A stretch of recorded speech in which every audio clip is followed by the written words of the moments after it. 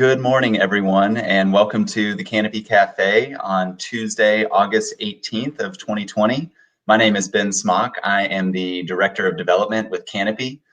We are a nonprofit organization that is dedicated to growing Kentucky businesses to positively impact people, our planet, and our future.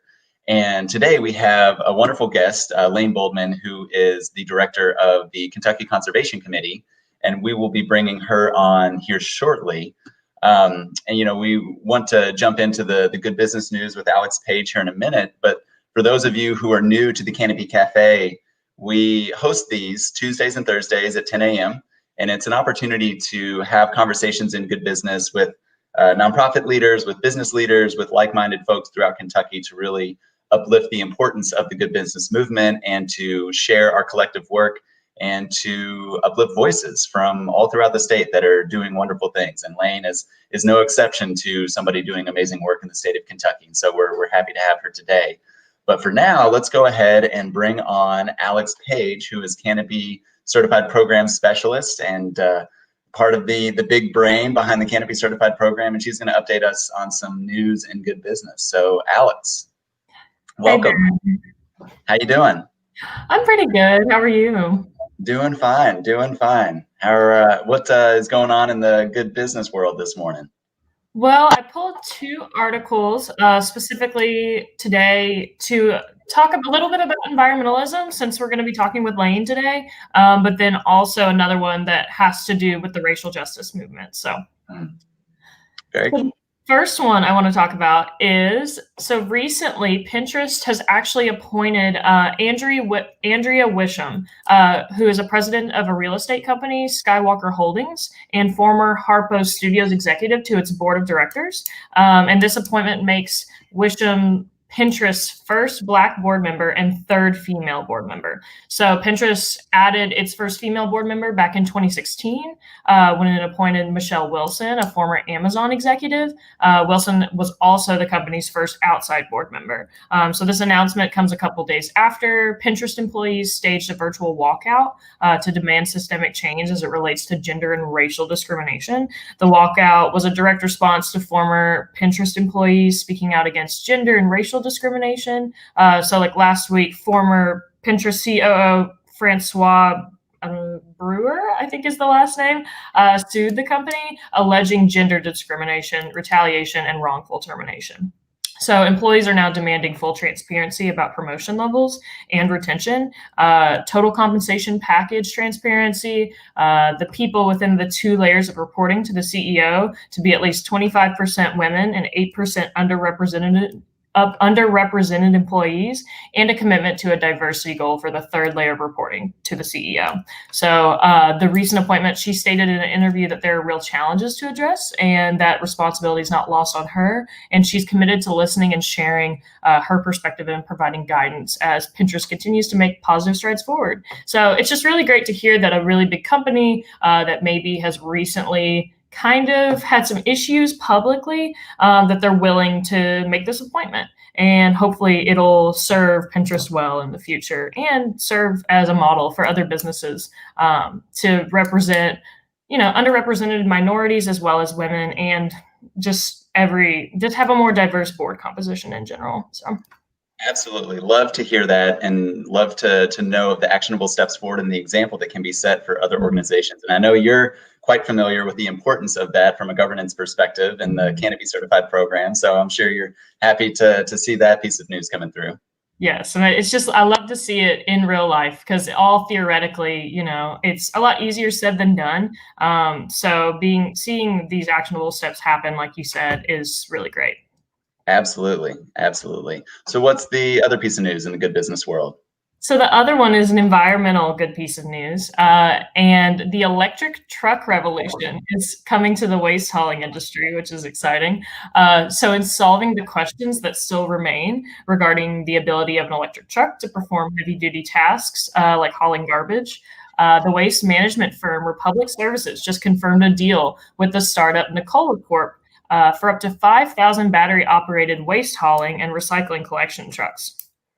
So Republic has been carefully cultivating its reputation within communities and customer relations recently, partly with the help of a diversity hiring program that has put more women behind the steering wheels of its trucks.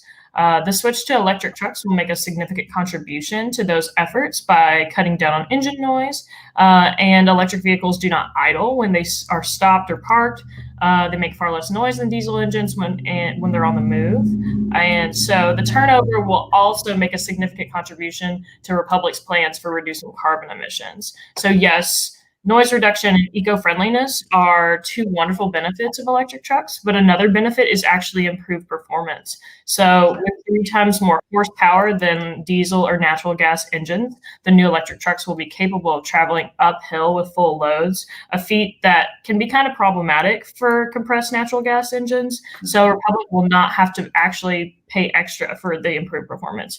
So in fact, the company anticipates saving money on maintenance costs. So this is a very triple bottom line friendly decision. And it just goes to show that environmentalism and good business don't always have to come at the cost of spending more money or time.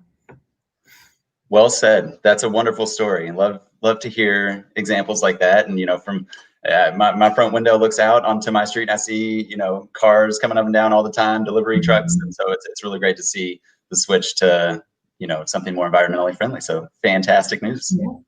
Yeah. Well, thanks for keeping us updated on the good business world, Alex, and I will see you later today. All right, sounds good. See ya. Thanks. All right. And now I am very happy to introduce Lane Boldman, who is the director of the Kentucky Conservation Committee. The Conservation Committee is one of the longest running state-based conservation nonprofits. They have a focus on providing a trusted voice in the Capitol, and they really advocate for protection, restoration, and sustainable use of natural resources for the equitable benefit of all citizens in the Commonwealth. So let's welcome Lane to the show. Hey, how y'all doing? Doing well. Nice to see you this morning, Lane. How are you? Just fine. Thanks for the invite. Yeah, of course. So tell us a little bit about yourself and your work with the Kentucky Conservation Committee. Yeah, the Kentucky Conservation Committee is basically a collaborative. We kind of work in a cooperative way. We were started back in the 70s when the Red River Gorge fight was still going on, and there were issues that needed to be addressed up in Frankfort.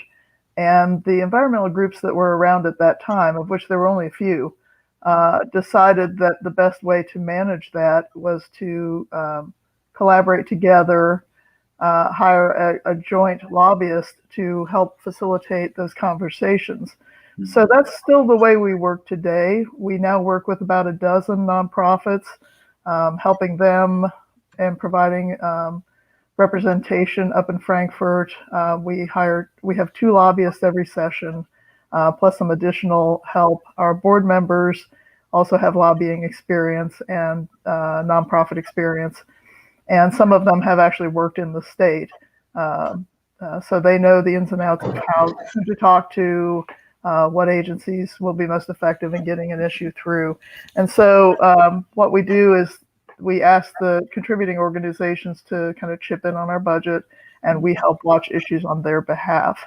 And we also help citizens that come to us for no fees. All of our work is free. So if you have a particular issue, environmental concern, and you feel like you're just not being heard, or you need more training to talk to your representative, we can provide that for you. My background is I come from several boards. I used to work for the Kentucky Environmental Foundation. I've been with KCC about 6 years, and I've also served on the board of the National Sierra Club for several years. Very good. Very good. Well, our work at Canopy is so multifaceted in terms of, what we desire for good business. And there is such an importance on environmental sustainability in the state. And, to your point, and as a big fan of the Red River Gorge myself, I'm really happy to know that organizations such as yours have existed for so long in support of environmental efforts throughout the state. And, we do have a really unique environmental landscape here in Kentucky. So, in the work that you've been doing, why is advocacy for protection, restoration, and sustainable use of our natural resources in Kentucky. Why is that so important? Well, I mean, obviously, the health of our lands reflects the health of us, right? I mean, we're all connected. Everything's connected. So the problem is that not everybody has their own lobbyist. So, and there are businesses that have maybe not the best sustainability records. They have other interests. They're trying to make profit for their board members. They have a lot of resources, so they're able to create a bigger voice for issues up in Frankfurt. They're able to get their points across more easily. And when average citizens have legitimate concerns, it's often hard to balance the scale. And so we work, like I said, we provide services ourselves, but also because we work in partnership with a lot of other organizations, we're able to leverage information throughout our partners and amplify certain messages. The segment that you just had on electric vehicles is a good example. We partner right now with Evolve Kentucky, which is a Louisville nonprofit that promotes electric vehicles. But many of our partner groups are also interested in the electrification of the buildings and vehicles, and consider that a win-win. So we can help amplify the Evolve message with other groups that we're working with, and start making a real impact. The change in the electric vehicle market has been astounding, and right now it's a hot issue up in Frankfurt because right now road fees are based on a gas tax. Well, if you're converting to more vehicles that don't require gas, then you start getting into a budget issue. And helping lawmakers understand the alternatives is a real challenge. They are struggling with this question right now. I can imagine that they are. And so, what is your voice in that conversation? What are you advocating for? Yeah, so right now there is no one clear fix. A lot of organizations are struggling with this question nationwide. Some states have implemented hybrid fees, a little more fee on a vehicle, but also fees based on mileage, usage, or weight of the vehicle, weight classifications, as opposed to fuel consumed. So there were some pilot projects out on in Washington State and Oregon that were reviewed. The Kentucky legislature looked at those. There were also some pilot projects out in some other states, and they decided, at least for now, that those were cost prohibitive. I don't know if I totally agree with that, but that was the analysis they did, and the recommendation from an interim committee last year was for now just to put additional fees on the cars. Now, they didn't do that this past session, and we had been watching for that. A bill had been filed, but with all the other mayhem going on and other priorities in the budget, that just simply didn't come about.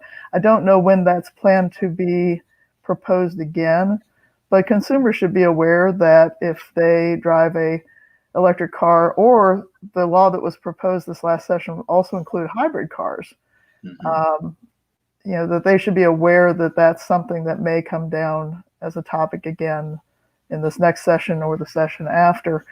And what we try to do is make sure that the incentives are correct. You don't want to penalize someone for doing something that's more efficient.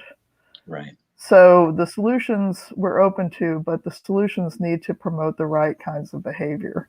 It needs to help promote cleaner air. It needs to help promote, either less emissions for idling. I mean, electric cars are wonderful for that. You see all folks right now lining up in drive-throughs because of COVID or carry-out, and running their engines all the time. I don't have that problem with my hybrid car, right? So I can sit there and idle through my battery. You want to promote the right set of circumstances. It can't just be a money situation. It also has to be a health and safety and environmental concern. Right.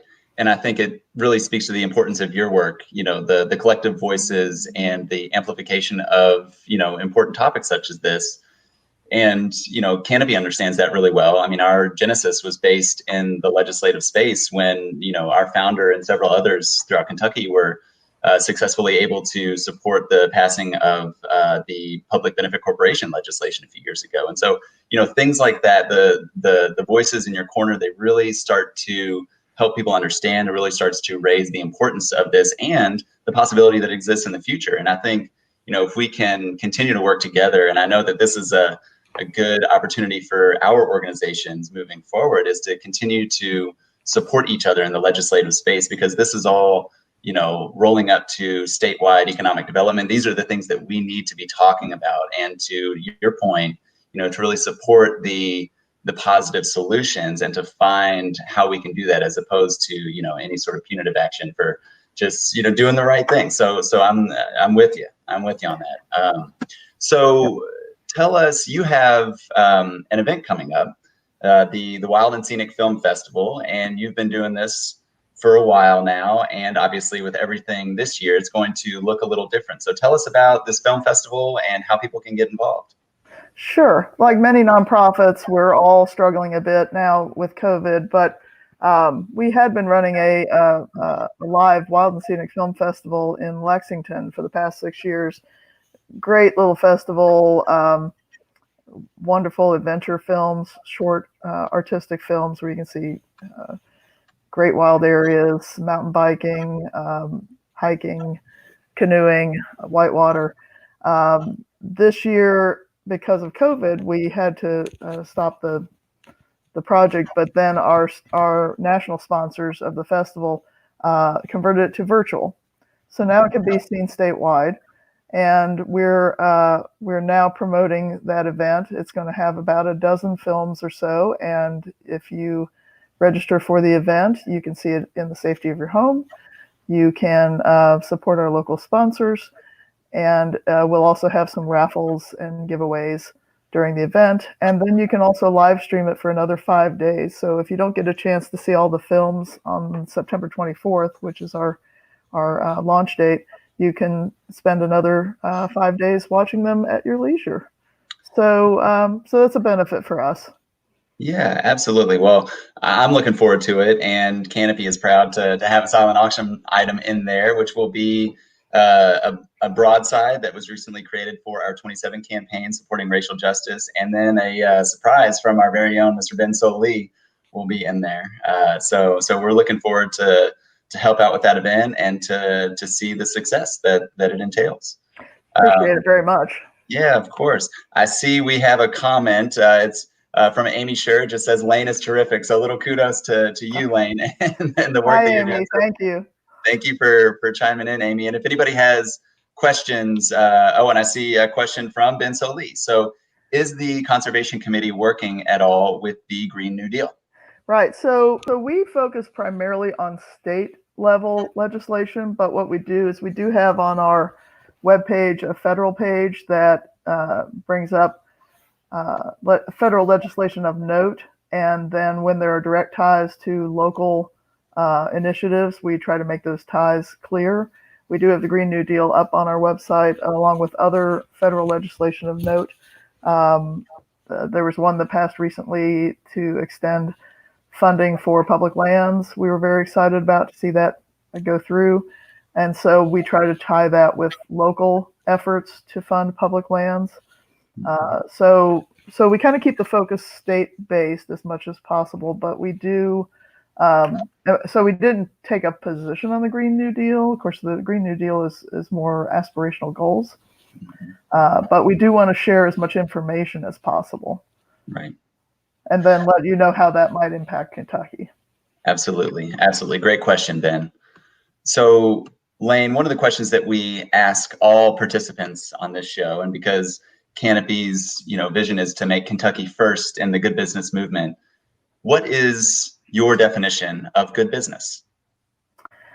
Good business is business that's win-win for everybody and is sustainable, is promotes clean and healthy atmosphere, and can still very much make money.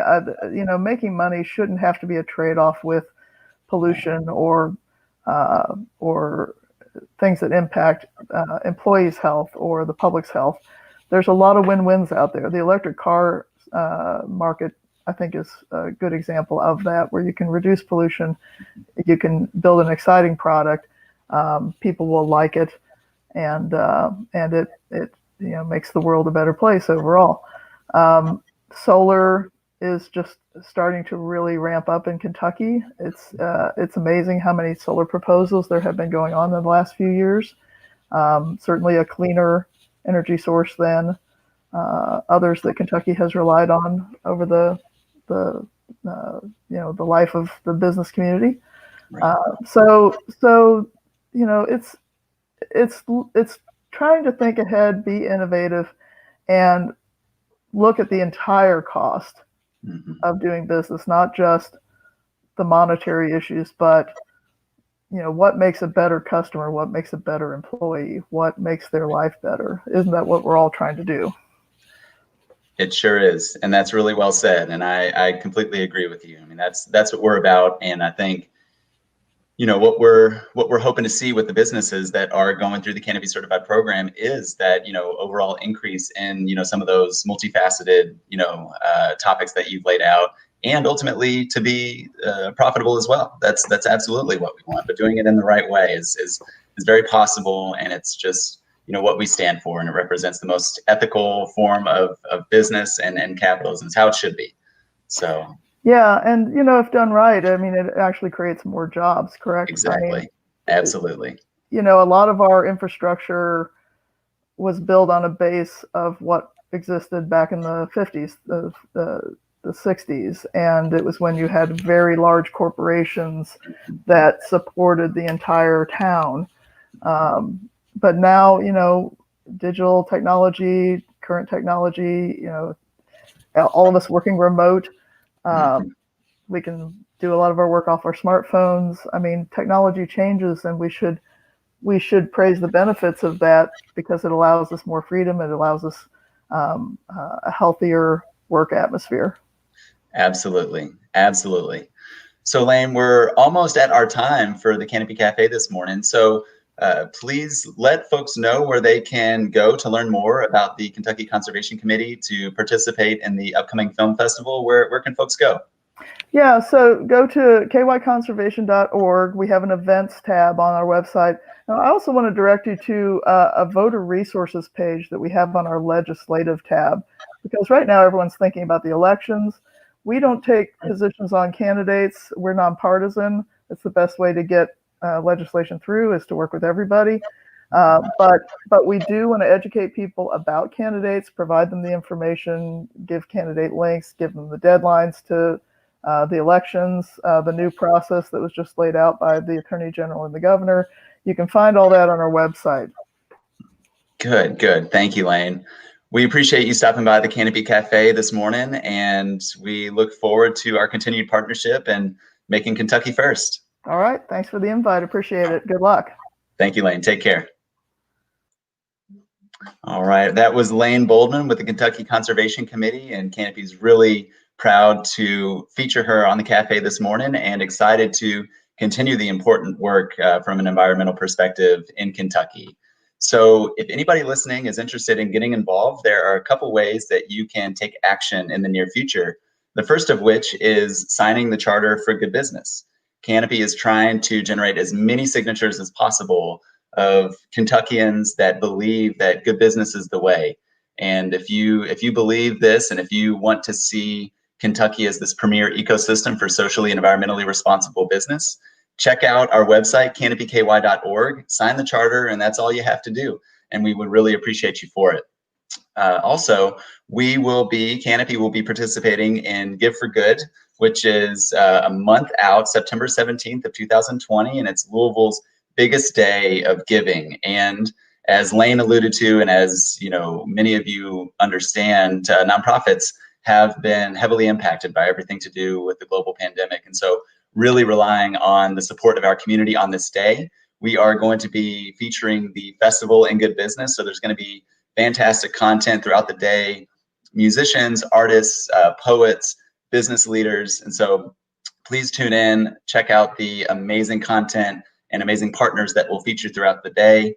And your support is meaningful to us as well. So we will see you on Give for Good Day, September 17th, and we'll also see you next week for the Canopy Cafe on Tuesday and Thursday. So tune in right here on Facebook, and we'll see you next week. Thanks for stopping by.